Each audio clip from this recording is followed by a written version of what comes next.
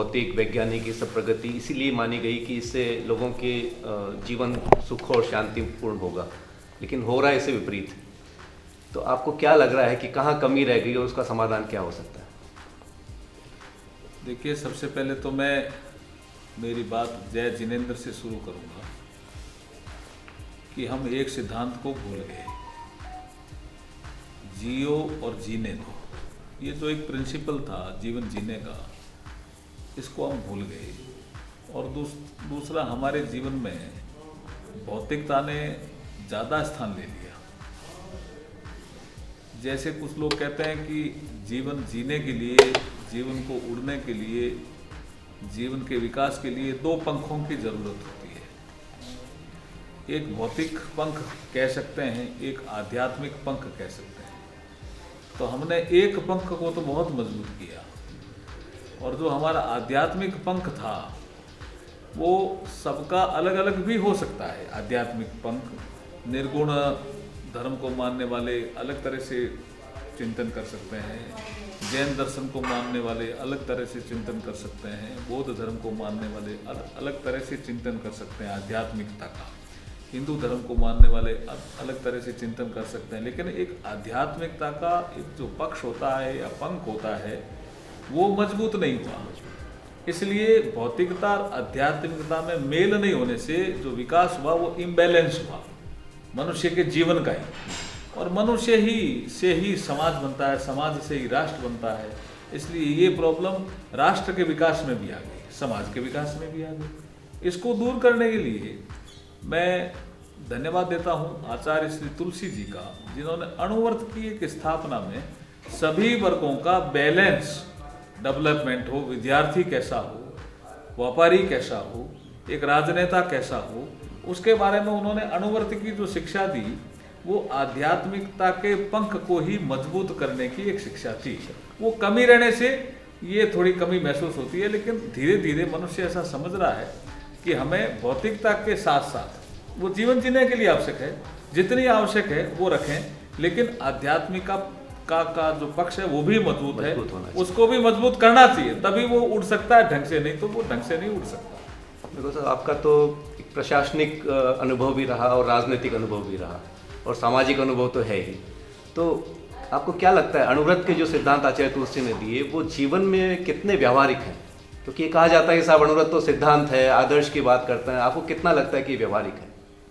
देखिए, कोई भी सिद्धांत होगा ना अच्छा, उसको लोगों को लगेगा कि प्रैक्टिकल नहीं है। जैसे मैं अणुव्रत संसदीय मंच का संयोजक हूँ, जब मैंने सांसदों से बात की तो उन्होंने कहा भी अणुव्रत का हमारे जीवन में क्या काम? तो मैंने कहा नैतिकता का काम तो है ना? तो बोला नैतिकता का तो है। तो मैंने कहा वही नैतिकता ही अणुव्रत है। आप नैतिकता आपके जीवन में बढ़ेगी तो अपना आप में अणुव्रत आ जाएगा। लेकिन जैसे ही उन्होंने अणुव्रत के सिद्धांत पढ़े तो वो थोड़े चौंक गए, बोला ये तो हम नहीं कर पाएंगे।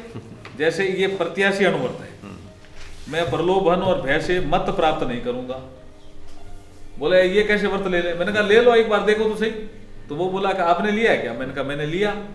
मैंने कहा मैं मेरे चुनाव में शराब नहीं बांटूंगा, पैसे नहीं बांटूंगा, ये व्रत लिया छोटा। और मैं 3 चुनाव में देख रहा हूँ कि मैं इस व्रत को जी भी रहा हूँ, इस व्रत को प्रैक्टिकल भी कर रहा हूँ और सफलता भी मिल रही है। इसलिए आपको क्यों नहीं मिल सकती? दूसरा, मैं प्रतिपक्षी प्रत्याशी का चरित्र हनन नहीं करूंगा।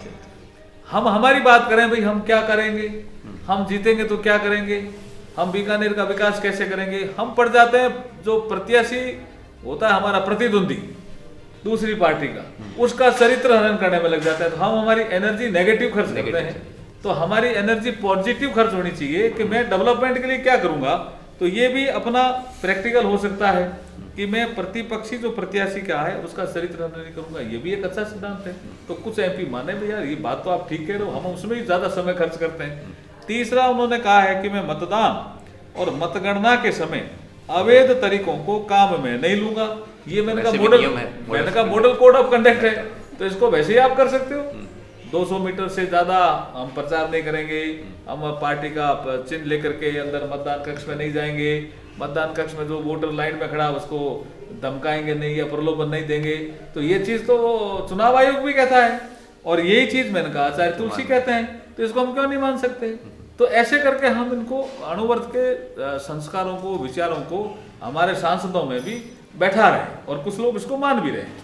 तो आप सर चूंकि अणुव्रत संसदीय मंच के राष्ट्रीय स्तर पर संयोजक भी हैं, तो और जो आपने बताया कि भी इसका प्रभाव भी सांसदों पे हो रहा है, तो आगे आप क्या सोच रहे हैं कि किस रूप में इसे और व्यापकता दी जा सकती है ताकि राजनीति में और जो सांसद हैं उनमें अणुव्रत की बात या प्रामाणिकता, नैतिकता की बात थोड़ी और बढ़ सके? देखिए, इसमें मैं अणुव्रत गीत का एक जो अंश है वो अपने आप में बहुत महत्वपूर्ण है। शुरू करें अपने से अपना अनुशासन।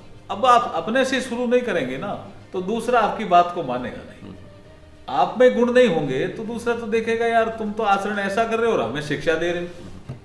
पर उपदेश कुशल बहु तेरे।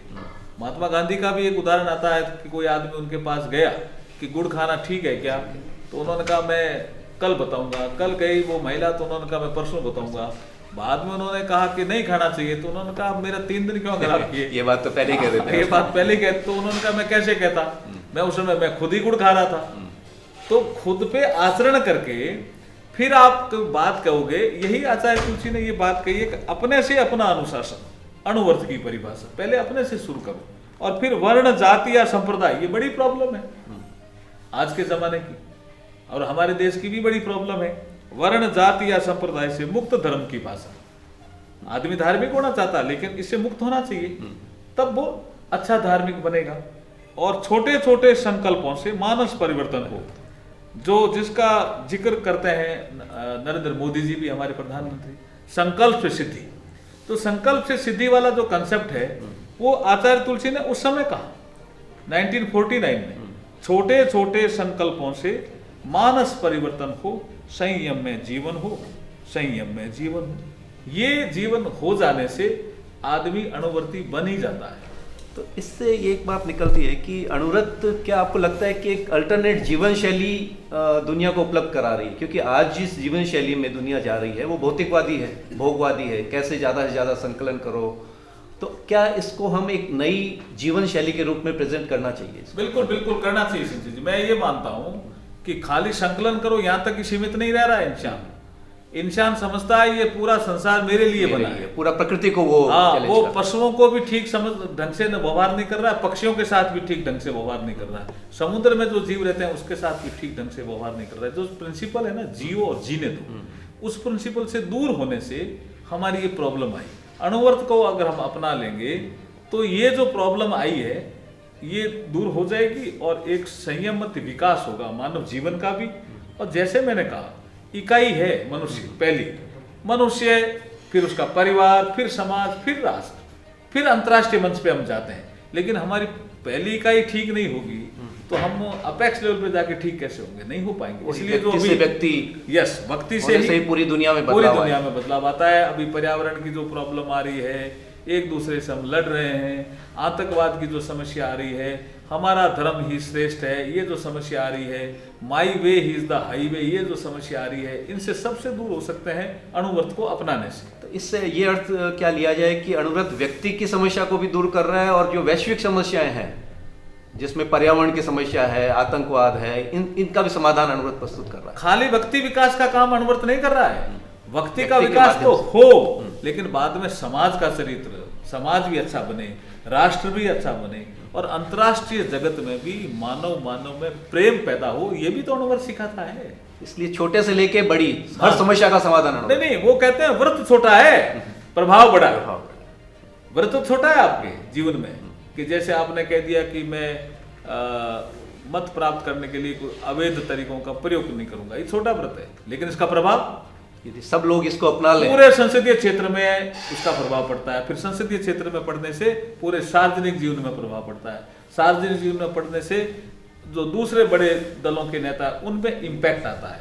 तो ये तो पूरा प्रभाव पड़ता है ना, पूरे मानव जीवन शैली पे प्रभाव पड़ता है। सर, आपने एक बात अभी कही थी कि खुद से शुरू करें, तो हम यदि संसदीय मंच की दृष्टि से देखें तो क्या जो हमारे देश में सीधी सांसद ही लें तो राज्यसभा और लोकसभा के मिला के 700-800 सांसद करीब हैं, तो क्या उनमें आपको लगता है कि ऐसे कुछ सांसदों को तलाशा जा सकता है जिनके जीवन में अणुव्रत है?